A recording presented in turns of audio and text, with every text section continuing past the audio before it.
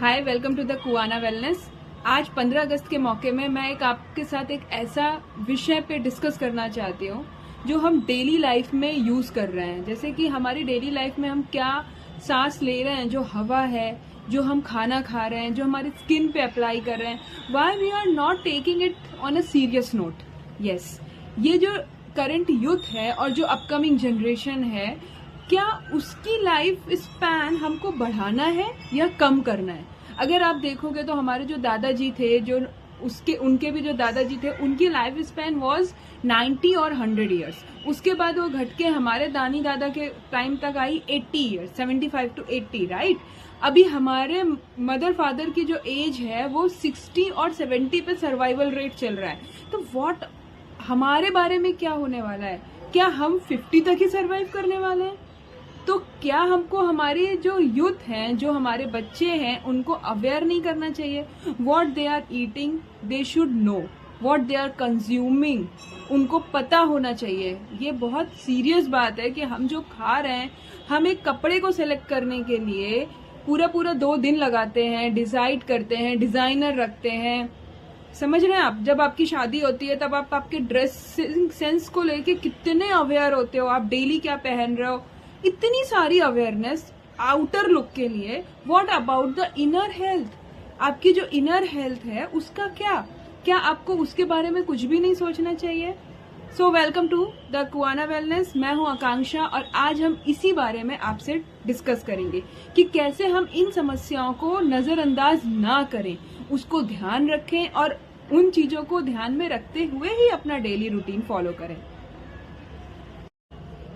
Video start करने से पहले मैं आपको कुछ फैक्ट्स बता दूं। रिसेंटली, अभी मैं उस ब्रांड का नाम नहीं लेना चाहूंगी, बट एक आइसक्रीम ब्रांड में छिपकली की टेल मिली थी। वुमेन ने कंज्यूम करा, कोन में उसकी टेल थी, वो हॉस्पिटलाइज हो गई और उसके बाद क्या हुआ, उसको वॉमिटिंग, टाइफॉइड, ये सारी प्रॉब्लम्स हुई। ठीक है, तो ये क्या न्यूज अवेयर हुई, लोगों को पता चली ये न्यूज, लोग आइसक्रीम खा ही रहे हैं धड़ल्ले से। कौन से बैच का रिकॉल हुआ था वो तक गवर्नमेंट ने नहीं समझा कि न्यूज चैनल पे डिस्प्ले करे। समझ रहे हो आप? और इंडिया में आपको लगता है, इज इट पॉसिबल कि वो पूरा बैच रिकॉल हो जाए? छिपकली की टेल आने का मतलब आप समझ रहे हो, यानी पूरी छिपकली होगी उस पूरे बैच में, या फिर खाली टेल आई होगी। This is the poisonous. तो गवर्नमेंट का कितना अवेयरनेस है? आप सबको अवेयर होना पड़ेगा, तभी जाके गवर्नमेंट अवेयर होगी। मेरी एक हम्बल रिक्वेस्ट है फ्रॉम टुडे, आप जब भी कोई चीजें कंज्यूम करो, first read the whole mark, expiry date and आपका कौन सा बैच का है। अगर आपको कुछ भी टेस्ट में प्रॉब्लम लगती है, कुछ भी लगती है, आप पोर्टल पे कंप्लेन करो, इग्नोर मत करो। समझ रहे हो? This is your right. आपको आपके राइट को पहचानना है।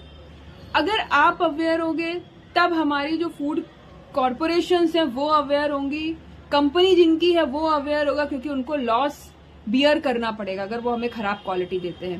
पाम ऑयल बैन है in other countries, why they are using in India? क्योंकि हम उन्हें सस्ता बेचना है। समझ में आ रहा है? इवन महंगे प्रोडक्ट्स में भी पाम ऑयल यूज हो रहा है। केक की जो फोमिंग हो रही है, इतनी सारी आप क्रीम खा रहे हो, that is also from the palm oil. तो अगर आप अवेयर हो गए, आप बोलोगे आपको नहीं चाहिए ये product that is made from the palm oil, आप इंग्रेडिएंट पढ़ो, पाम ऑयल दिखता है तो you just reject that product. तो उससे क्या होगा?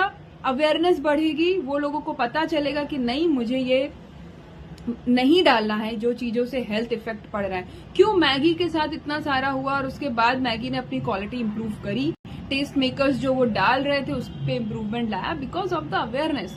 तो ठीक है, तो आप अगर अवेयर होगे तभी जाके गवर्नमेंट अवेयर को फोर्स पड़ेगा कि वो कुछ जाके एक्शन ले सके। ठीक है, फॉलो नहीं करना है कि वो भी खा रहा है मैं भी खा लूंगा। ब्लाइंडली आप कोई भी ट्रेंड को फॉलो मत करो, थोड़ा अपने बारे में सोचो, लॉन्ग टर्म इफेक्ट को सोचो कि उससे आपके बॉडी में क्या लॉन्ग टर्म इफेक्ट पड़ रहा है। वो सारी चीजों को इवेलुएट करने के बाद ही आप कोई एक्शन को आपको खुद ही समझना है, अवेयरनेस दिखानी है, then government will take action and जो कंपनी के ओनर्स हैं that will remove the harmful substances from your food. So अंदर की जो बैड हैबिट है आज के दिन से उसको रिमूव करोगे। जो आप कंज्यूम कर रहे हो, स्पेशली द फूड आइटम्स, उस पे आप इग्नोरेंस नहीं दिखाओगे, आपके बच्चों को सिखाओगे एक रिचुअल कि खाने से पहले आप थैंक यू करो, आप जिस भी रिलीजन से हो भगवान को शुक्रिया अदा करो कि आपको ये सारी चीजें खाने के लिए मिली हैं, और आप जो भी खा रहे हो कोशिश करो कि वो हेल्दी हो, फ्रेश हो। प्रिजर्वेटिव्स एडेड फूड अगर आपका बच्चा ज्यादा कंज्यूम करेगा तो ये उसकी हेल्थ पे इफेक्ट करेगा। इसीलिए आजकल बच्चों को भी हार्ट अटैक के केसेस आ रहे हैं, because of they are eating lots of junk foods. Cold drinks, मैंने देखा बहुत सारे बच्चे एम्प्टी स्टमक कोल्ड ड्रिंक्स पीते हैं। Cold drinks have a lots of carbs जो आपकी बॉडी को इफेक्ट कर रही है, हार्मफुल इफेक्ट कर रही है। ठीक है, तो प्लीज अवेयरनेस को बनाए रखिए, अपने बच्चों को बताइए कि कैसे आप हेल्दी चीजें कंज्यूम करो तो आपकी बॉडी फिट रहेगी, आप स्ट्रांग रहोगे। Thank you.